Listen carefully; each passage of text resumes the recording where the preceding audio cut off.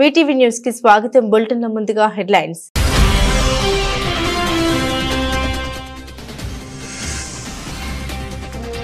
Press conference లో అంతరిక్షంలో అనుభవాల్ని పంచుకున్న సునీత విలియమ్స్. అంతరిక్షం నుండి ఇండియా అద్భుతంగా కనిపించిందని వ్యాఖ్య.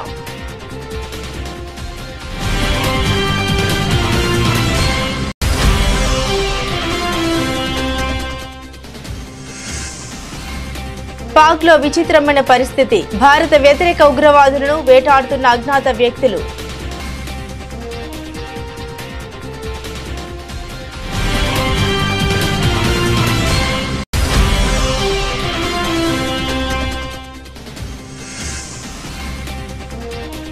మా పాఠశాలలో విద్యార్థులకు తమిళం, తెలుగు భాషలను బోధిస్తున్నాం. వెల్లడించిన యూపీ సీఎం.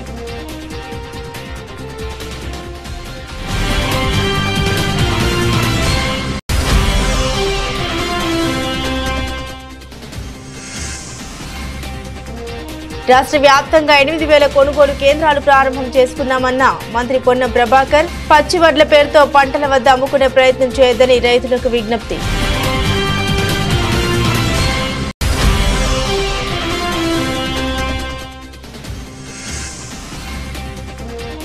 బాపట్ల జిల్లాలో చంద్రబాబు పర్యటన. పర్చూరు నియోజకవర్గం కొత్తగొల్లపాలెం గ్రామంలో పెన్షన్ల పంపిణీ.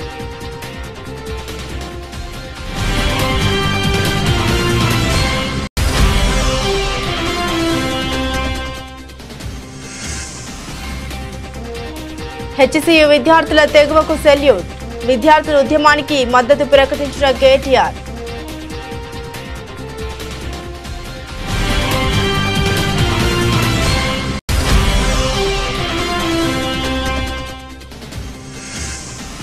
సివిల్ సప్లై శాఖ కేవలం తమ కుటుంబంపై మాత్రమే క్రిమినల్ కేసులు పెట్టిందన్న వైసీపీ నేత పేర్ని నాని.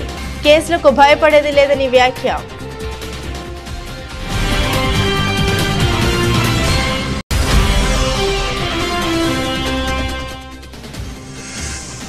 హెచ్సియు వివాదంపై బీజేపీ ఎమ్మెల్యే ఎల్లటి మహేశ్వర్ రెడ్డి సంచలన వ్యాఖ్యలు. రేవంత్ రెడ్డి హెచ్సియు భూమిని ప్రియాంక గాంధీ భర్తకు కట్టబెట్టే కుట్ర చేస్తున్నారని ఆరోపణ.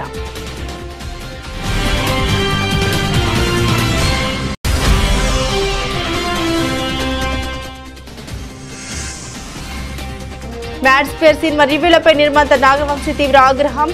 ప్రేక్షకులకు తెలిసినంత కూడా రివ్యూవర్లకు తెలియట్లేదా అంటూ ఫైర్.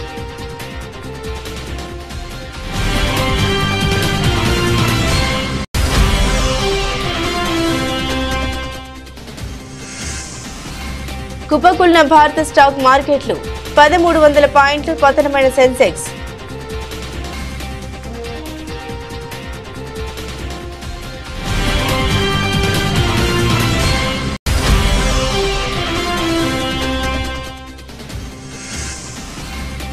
ఎట్టకేలకు తొలి గెలుపు అందుకున్న ముంబై ఇండియన్స్. 8 వికెట్ల తేడాతో కేకేఆర్ పై విజయం.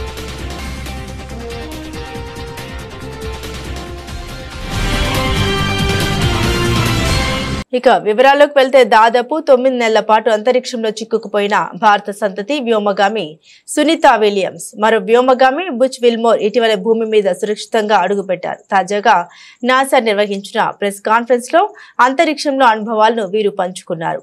అంతరిక్షం నుండి భారత్ ఎలా కనిపించిందనే ప్రశ్నకు సమాధానంగా చాలా అద్భుతంగా కనిపించిందని సునీత తెలిపారు.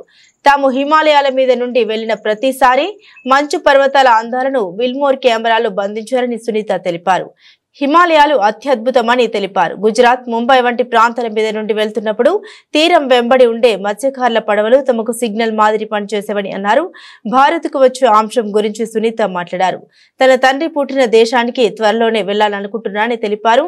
ఇండియాలో ఉన్న బంధువులు, ప్రజలతో ముచ్చటించాలని, వారితో తన అనుభవాన్ని పంచుకోవాలని ఉందని అన్నారు.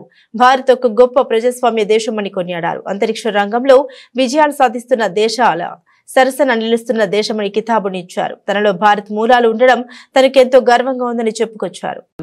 India is amazing. Every time we went over the Himalayas, and I'll tell you, Butch got some incredible pictures of the Himalayas, just amazing. And you can see, like I've described it before, just like this ripple that happened, obviously when the plates collided, and then as it flows down into India, it's many, many colors. I think when you come from the east going into like Gujarat and Mumbai, the fishing fleet that's off the coast there gives you a little bit of a beacon that here we come.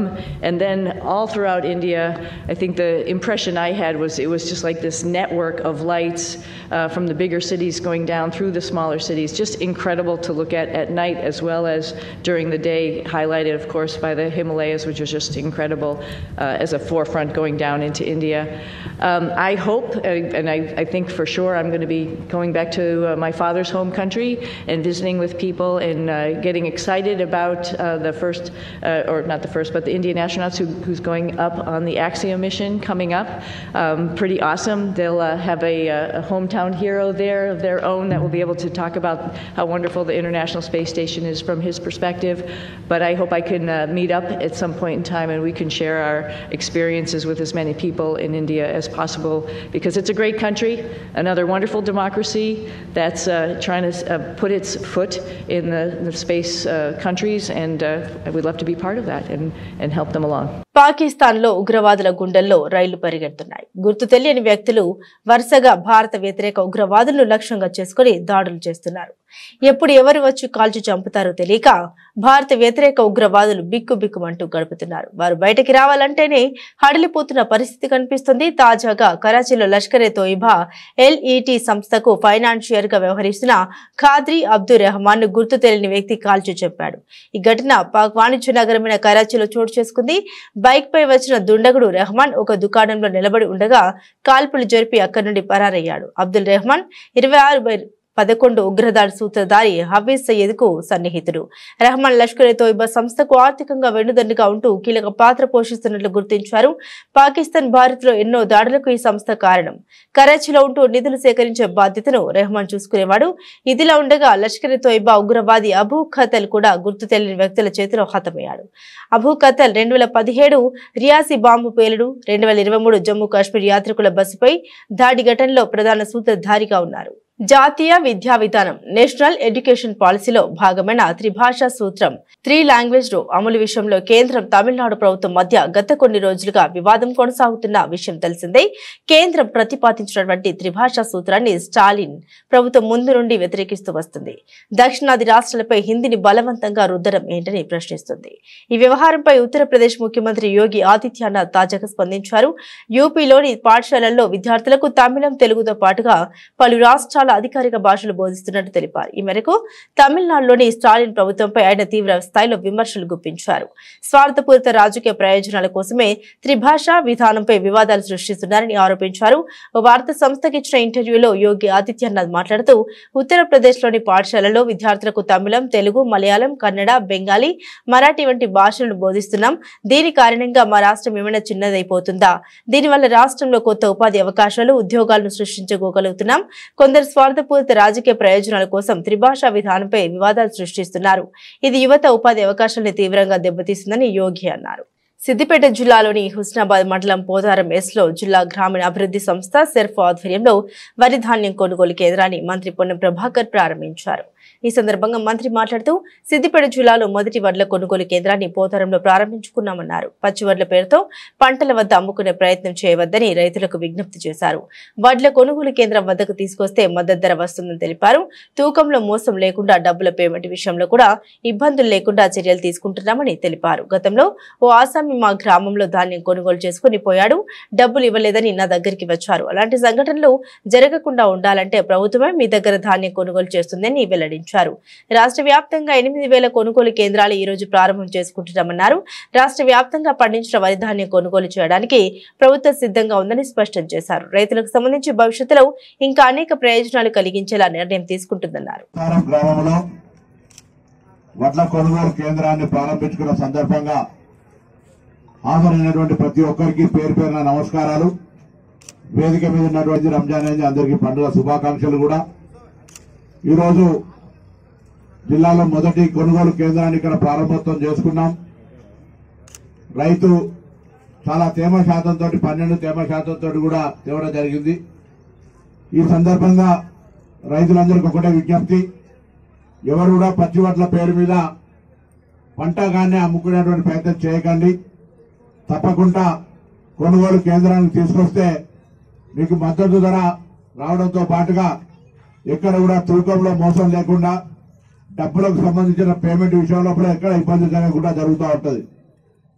చాలా మంది నా దగ్గరకు వస్తూ ఉంటారు, sir ఫలానా ఆయన ఆసామి మా గ్రామానికి సంబంధించిన రైతుల యొక్క ధాన్యాన్ని కొనుక్కొని పోయిండు, దాని తర్వాత పైసలు ఇవ్వలే. ఇటువంటి సంఘటనలు చాలా వస్తూ ఉంటాయి.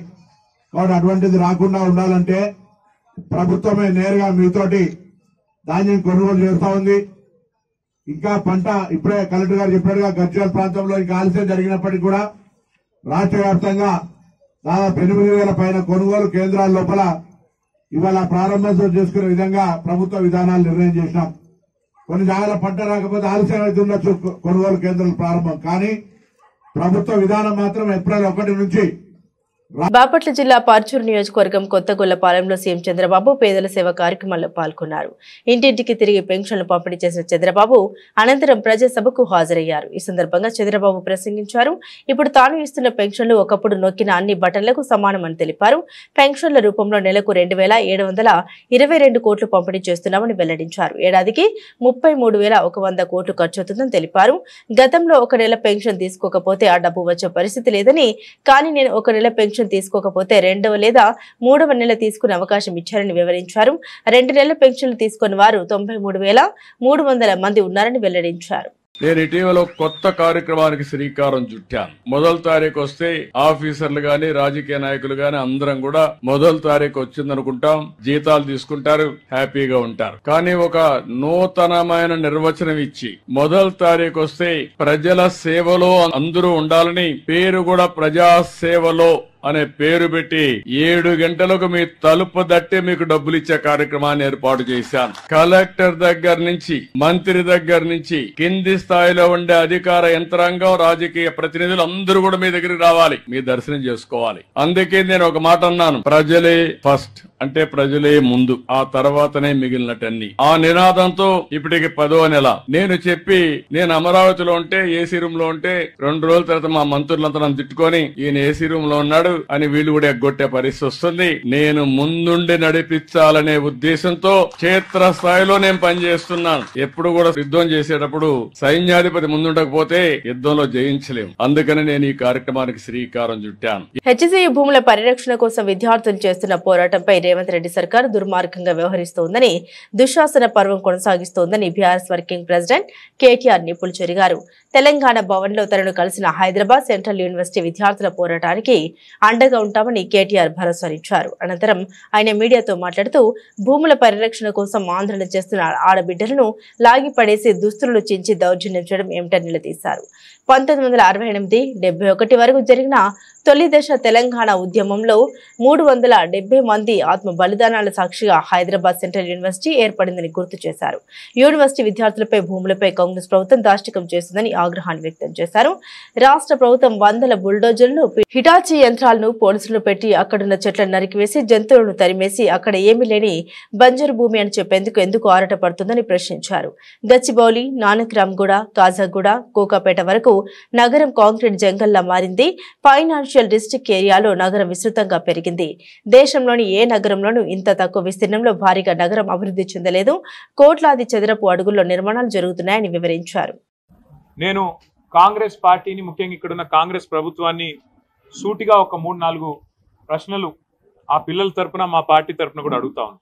ఒకటి, ఇవాళ మీరు చేస్తున్న దాష్టీకం, మీరు చేస్తున్న అరాచకం గత 3 రోజులుగా 100ల సంఖ్యలో బుల్డోజర్లను పంపి, 100ల సంఖ్యలో అక్కడ హిటాచీ మెషిన్లను పంపి, 100ల మంది పోలీసు వాళ్ళని పెట్టి, ఎందుకు ఇంత ఆగం, ఇంత గందరగోళంగా అక్కడ ఉండే చెట్లను కొట్టేసి, అక్కడ ఉండే జంతువుల్ని తరిమేసి, అక్కడ ఏమీ లేదో అదంతా బంజరు భూమి అని చెప్పడానికి ప్రభుత్వం ఎందుకింత ఆరాటపడుతున్నది చెప్పాలని నేను కోరుతా ఉన్నాను.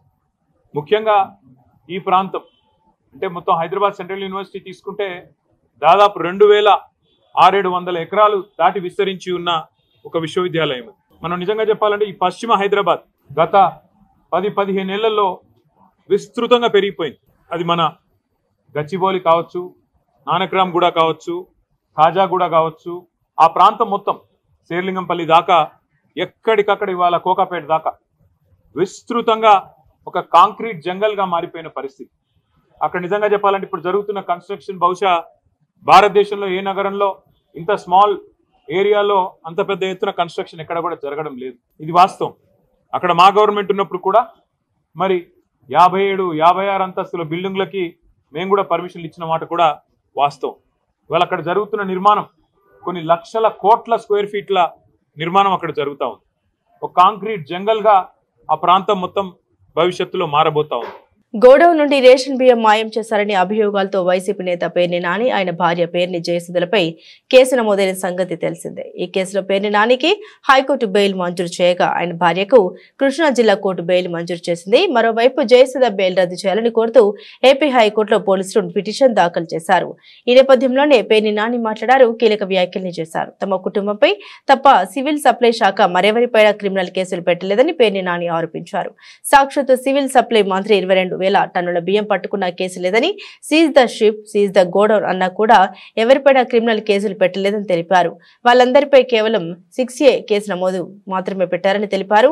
తనకు ముందు గానీ తన తర్వాత గానీ ఒక్కరిపై కూడా క్రిమినల్ కేసులు పెట్టలేదని తెలిపారు. తనపై కక్ష కట్టారనే విషయం దీంతో అర్థమవుతుందని అన్నారు. తనను, తన భార్యను, తన కొడుకుని ఎన్ని ఇబ్బందులు పెట్టినా ఎదుర్కొంటామని తెలిపారు. అవసరమైతే జైలుకు వెళ్దామని తన భార్య కూడా చెబుతోందని అన్నారు. కేసులకు భయపడలేదని తెలిపారు. ఎన్ని కేసులు పెట్టినా వైసీపీ నుండి తప్పుకునేది లేదని, ఎప్పటికీ జగన్ వెంట ఉంటామని తెలిపారు.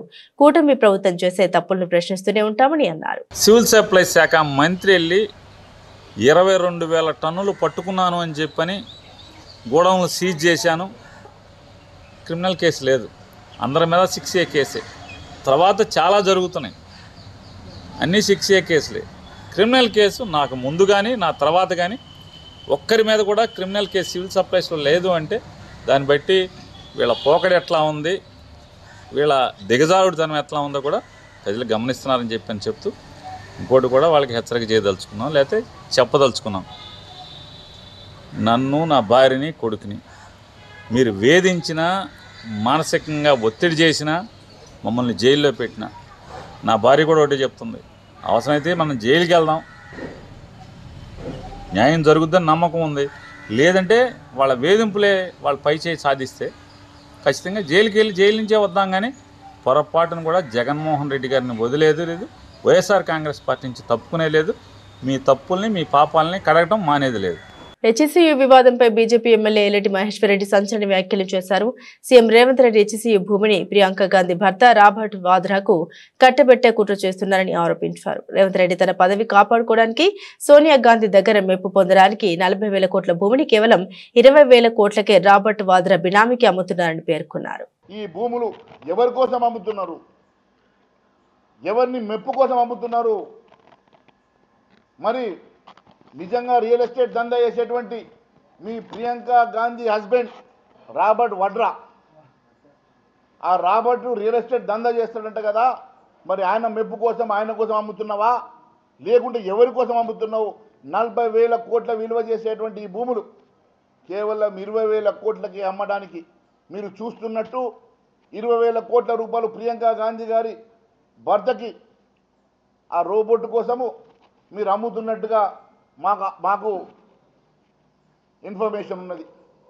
ఎట్టి పరిస్థితిలో మీ పదవి కాపాడుకోవడం కోసం, మీ రోబోట్ని మెప్పు కోసం, మీ సోనియా గాంధీ, ప్రియాంక గాంధీ మెప్పు కోసం 40,000 కోట్ల విలువ చేసే ఈ భూములు వారి బినామీలకు 20,000 కోట్లకు అమ్మడానికి మీరు చేస్తున్న మాట ఇది వాస్తవం కాదని అడుగుతున్నా. అనంతపురం జిల్లా పాపిరెడ్డిపల్లిలో టీడీపీ ఎమ్మెల్యే పరిటాల సునీత కక్ష సాధింపు వల్లే వైఎస్ఆర్సీపీ కార్యకర్త కురబ లింగమయ్య హత్యకు గురయ్యాడని రాప్తాడు మాజీ ఎమ్మెల్యే తూపు దుర్తి ప్రకాష్ రెడ్డి ఆగ్రహాన్ని వ్యక్తం చేశారు. లింగమయ్య హత్యపై మీడియాకు విడుదల చేసిన వీడియోలో ఆయన మాట్లాడారు. పరిటాల సునీత డైరెక్షన్ లో స్థానిక ఎస్ఐ సుధాకర్ ప్రోత్సాహంతోనే ఈ ఘాతుకం జరిగిందని ఆరోపించారు. హత్యకు పాల్పొన్న 6 నిందితుల్ని కాపాడేందుకు పోలీసులు ప్రయత్నిస్తుండడం చూస్తుంటే లోకేష్ రెడ్ బుక్ రాజ్యాంగం ఎంతగా దారుణంగా అమలు జరుగుతుందో అర్థమవుతుందని అన్నారు. అతను పచ్చకండువా కప్పుకొని పనిచేస్తున్నాడా, కాకి చొక్కాకు పనిచేస్తున్నాడా? మరి డీజీపీ గారు ఆలోచన చేయాల. ఆయన కేవలం తన భవిష్యత్తు రాజకీయ ప్రయోజనాలను దృష్టిలో పెట్టుకొని పరిటాల కుటుంబానికి కొమ్ము కాస్తా ఉన్నాడు. 27వ తేదీన పరిటాల శ్రీరామ్ ఇదే పాపిరెడ్డిపల్లి గ్రామంలో రమేష్ ఇంట్లో వాళ్ళ చిన్నాయన రమేష్ ఇంట్లో కూర్చొని మండలానికి ఒకరిని చంపంది భయం ఉండదు అనేసి మాట్లాడడం, మరి ఆ పిల్లల్ని రెచ్చగొట్టడం, 27 రాత్రి దాడి జరగడం, 28 రాత్రి దాడి జరగడం, అయినా పోలీస్ చర్యలు లేకపోవడం వల్లనే ఈరోజు 30వ తేదీ అంటే నిన్న కురుబ లింగమయ్యన్నను హత్య చేయడం జరిగింది. మరి హత్య జరిగింది, హంతకుల పేర్లు వారి కుమారులు సంఘటనా స్థలంలో ఉండి దెబ్బలు తిన్న వారి కుమారులు చెప్తా ఉన్నారు. పోలీసులు తమకు కావలసిన విధంగా ఎఫ్ఐఆర్ రాసుకొని లింగమయ్య అన్న భార్యతో సంతకం పెట్టించుకొని ఇద్దరి పేర్లే నమోదు చేస్తూ ఉన్నారు. ఎందుకు ఇది? మరి 5-6 మంది పాల్గొన్నారని ఆ సంఘటనలో గాయపడ్డ శ్రీనివాసులు లింగమయ్య అన్న కొడుకు మాట్లాడుతూ ఉంటే, నిన్న నేను ఆసుపత్రికి వెళ్ళి పరామర్శించడానికి వెళ్ళినా కూడా ఆయన పేర్లు చెప్తా ఉన్నాడు. మరి కేవలం ఇద్దరి పేర్లే ఎందుకు ఎఫ్ఐఆర్లు చేస్తున్నారు అంటే, హత్య కావించబడ్డ వారి పక్షాన మీరు నిలబడి, వారి కుటుంబానికి అండగా నిలబడి, ఈ రాష్ట్రంలో చట్టం ఉంది, న్యాయం ఉంది, ధర్మం ఉంది, మేమున్నాం మీ పక్షాన అని చెప్పాల్సిన పోలీసులు మరి ఎవరికి చుట్టంగా మారారు మీరు? మ్యాడ్ స్క్వేర్ సినిమా చాలా బాగుందని ప్రేక్షకులు చెబుతున్నారు. రివ్యూవర్లు మాత్రం కంటెంట్ లేదని తీర్పులు ఇస్తున్నారు. ప్రేక్షకులకు తెలిసినంత కూడా రివ్యూవర్లకు తెలియడం లేదా అంటూ నిర్మాత నాగవంశీ ప్రశ్నించారు. నెగిటివ్ రివ్యూలను హైలైట్ చేస్తూ మీడియాలో చూపించడాన్ని ఆయన తప్పుపెట్టారు.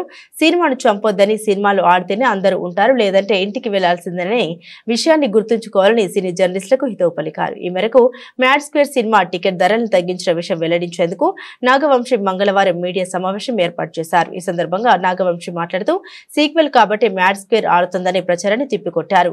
కంటెంట్ లేకుండా చూడడానికి మ్యాడ్ స్క్వేర్ సినిమా ఏమి బాహుబలి, పుష్ప 2, KGF 2 లాంటి పెద్ద సినిమా కాదని, ఈ సినిమాలో పెద్ద హీరోలు ఎవరు లేరని గుర్తించాలన్నారు.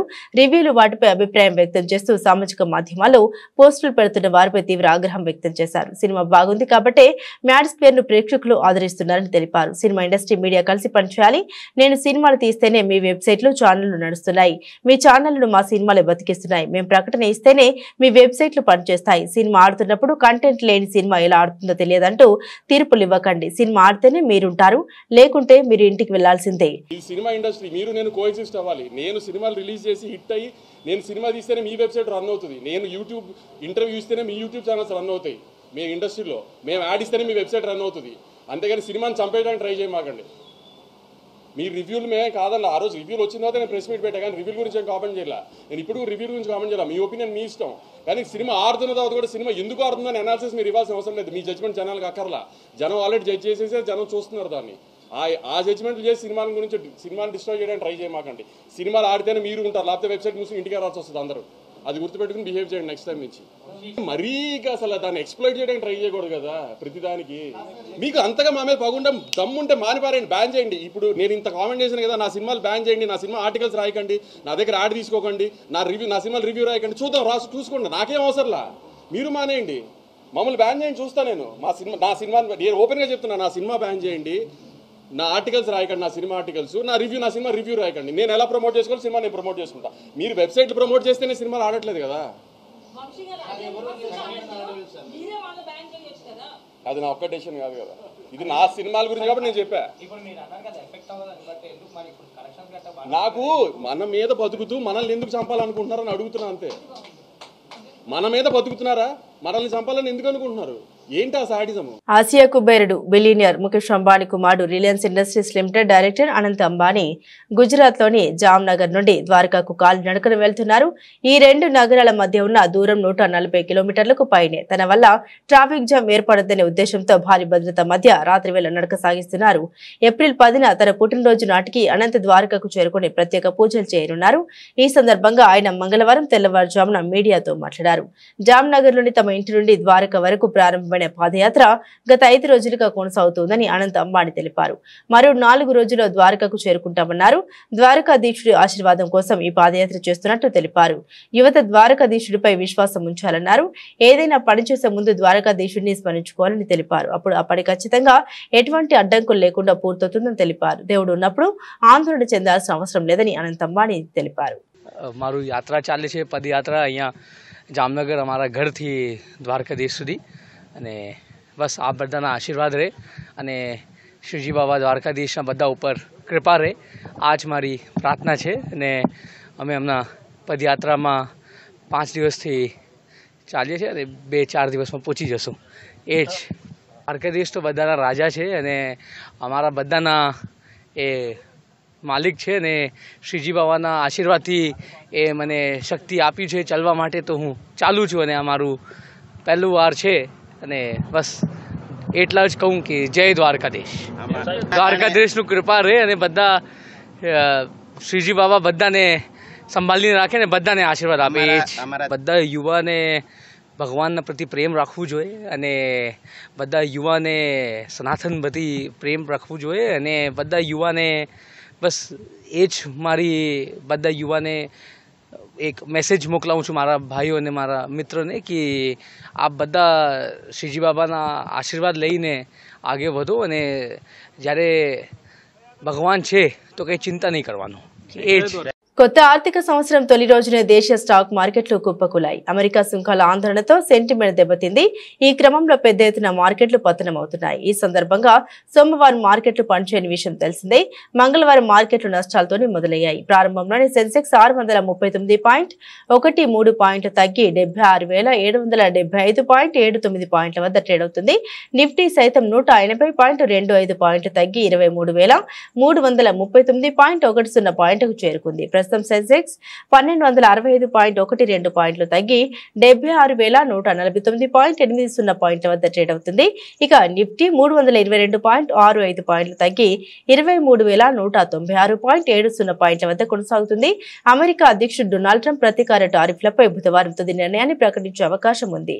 ఈ క్రమంలో మార్కెట్లు తీవ్ర ఒత్తిడిని ఎదుర్కొంటున్నాయి. అదే సమయంలో Infosys, TCS, Bajaj finance, HDFC bank, Axis bank, Bajaj Finserv, HCL technologies, Maruti Suzuki షేర్ల అమ్మకాలతో మార్కెట్ పై మరింత ఒత్తిడి పెరిగింది. ఇక చమురు ధర పెరగడం కూడా ఓ కారణం. బ్రెంట్ క్రూడ్ ఆయిల్ బ్యారెల్ ధర 1.51% పెరిగి $74.74 చేరుకుంది. ఇక భారీ చమురు దిగుమతులపై ఆధారపడుతుండగా చమురు ధరల పెరుగుదల మార్కెట్ల సెంటిమెంట్ దెబ్బతీసింది. దానికి తోడు విదేశీ సంస్థాగత పెట్టుబడిదారులు తమ పెట్టుబడులను ఉపసంహరించుకుంటున్నారు. శుక్రవారం 4,352.82 కోట్ల విలువ షేర్లను విక్రయించారు. ఇక ట్రంప్ సుంకాల కారణంగా అమెరికాలో ఆర్థిక మాంద్యం ప్రభావం పడే అవకాశం ఉందని గోల్డ్మెన్ సాక్స్ అంచనా వేసింది. ఈ క్రమంలో పెట్టుబడిదారులు ఆందోళన వ్యక్తమవుతుంది. ప్రస్తుతం మార్కెట్లో Bajaj finance service, HDFC bank, Infosys, Hindalco, HCL, Axis bank, Titan company, Shriram finance, TCS నష్టాల్లో కొనసాగుతుండగా IndusInd bank, Trent, HDFC life, Cipla, doctor Reddy's, Bajaj auto, ONGC, Adani enterprises లాభాల్లో కొనసాగుతున్నాయి. వరుసగా 2 మ్యాచ్లలో ఓడిపోయి తీవ్ర ఒత్తిడిలో నేడు 3వ మ్యాచ్ ఆడిన ముంబై ఇండియన్స్ స్ఫూర్తిదాయక విజయాన్ని అందుకుంది. ముంబైలోని వాంఖేడే స్టేడియంలో కోల్కతా నైట్ రైడర్స్ తో జరిగిన మ్యాచ్ లో ఎంఐ జట్టు 8 వికెట్ల తేడాతో ఘన విజయంగా నెగ్గింది. తొలుత ముంబై ఇండియన్స్ పేసర్ అశ్విన్ కుమార్ 4 వికెట్లతో రాణించగా కేకేఆర్ 16.2 ఓవర్లలో 116 పరుగులకే ఆల్అౌట్ అయింది. అనంతరం స్వల్ప లక్ష్యాన్ని ముంబై ఇండియన్స్ 12.5 ఓవర్లలోనే ఛేదించింది. ఈ క్రమంలో 2 వికెట్లు కోల్పోయి 121 పరుగులు చేసింది.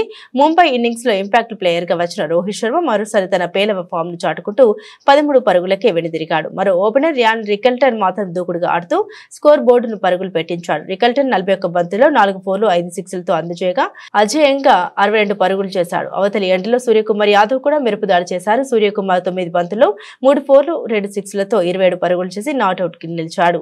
1 డౌన్ లో వచ్చిన విల్ జాక్స్ 16 పరుగులు చేశాడు. కోల్కతా నైట్ రైడర్స్ బౌలర్లో ఆండ్రీ రజెల్ 2 వికెట్లు తీశాడు. బులెటిన్ ముగించే ముందు హెడ్లైన్స్ మరోసారి.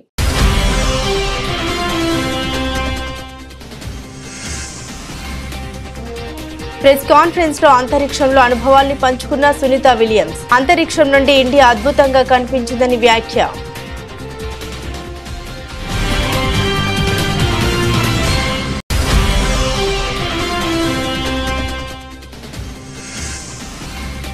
పాక్ లో విచిత్రమైన పరిస్థితి. భారత వ్యతిరేక ఉగ్రవాదులను వేటాడుతున్న అజ్ఞాత వ్యక్తులు.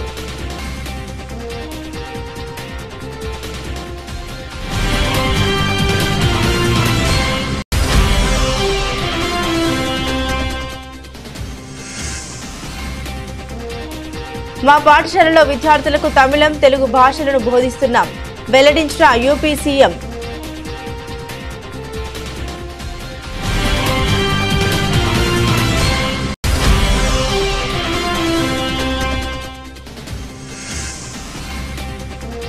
రాష్ట్ర వ్యాప్తంగా 8,000 కొనుగోలు కేంద్రాలు ప్రారంభం చేసుకున్నామన్న మంత్రి పొన్నం ప్రభాకర్. పచ్చి వడ్ల పేరుతో పంటల వద్ద అమ్ముకునే ప్రయత్నం చేయొద్దని రైతులకు విజ్ఞప్తి.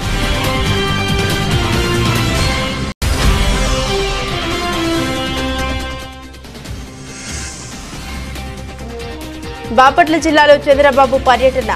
పర్చూరు నియోజకవర్గం కొత్తగొల్లపాలెం గ్రామంలో పెన్షన్ల పంపిణీ.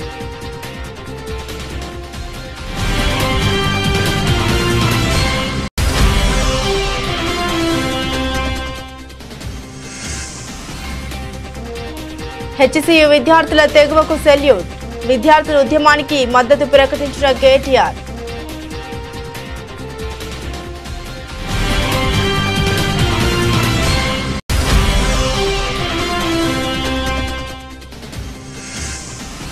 సివిల్ సప్లై శాఖ కేవలం తమ కుటుంబంపై మాత్రమే క్రిమినల్ కేసులు పెట్టిందన్న వైసీపీ నేత పేర్ని నాని.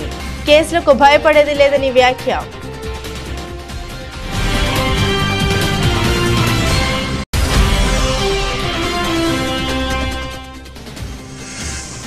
హెచ్సియు వివాదంపై బీజేపీ ఎమ్మెల్యే ఎల్లటి మహేశ్వర్ రెడ్డి సంచలన వ్యాఖ్యలు.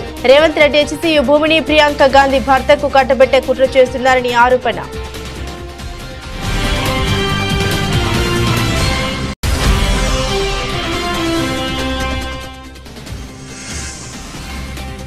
మ్యాడ్ స్క్వేర్ సినిమా రివ్యూలపై నిర్మాత నాగవంశీ తీవ్ర ఆగ్రహం. ప్రేక్షకులకు తెలిసినంత కూడా రివ్యూవర్లకు తెలియట్లేదా అంటూ ఫైర్.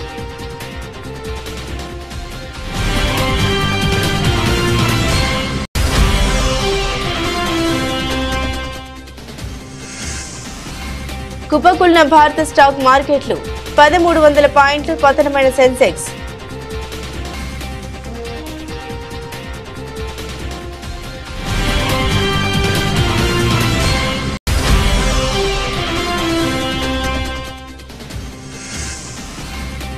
ఎట్టకేలకు తొలి గెలుపు అందుకున్న ముంబై ఇండియన్స్. 8 వికెట్ల తేడాతో కేకేఆర్ పై విజయం.